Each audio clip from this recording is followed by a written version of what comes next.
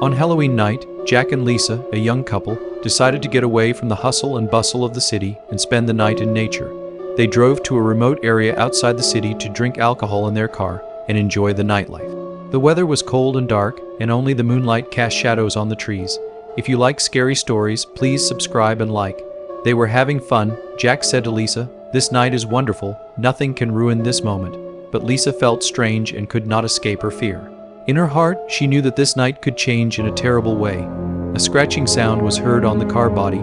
Jack turned towards the sound with curiosity, and Lisa felt that something was wrong. At that moment, the car door opened just like that, and a large, scary shadow entered. A masked man with a knife in his hand attacked Jack. Jack, frozen in fear and shock, reacted. The killer brought the knife down on his head, severely injuring Jack.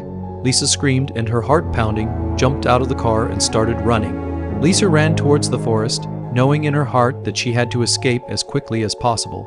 She could hear the killer's footsteps and felt like she was running out of breath.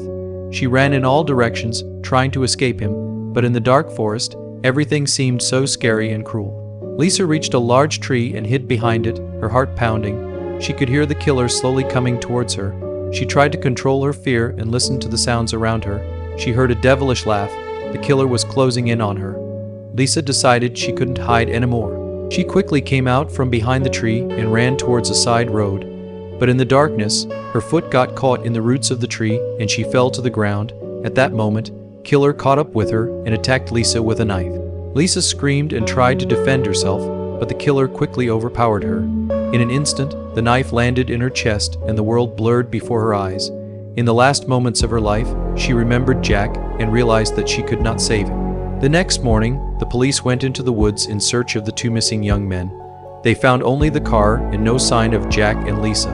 Halloween night was remembered as a terrifying night, and the story of the two young men became a frightening legend that the locals talked about.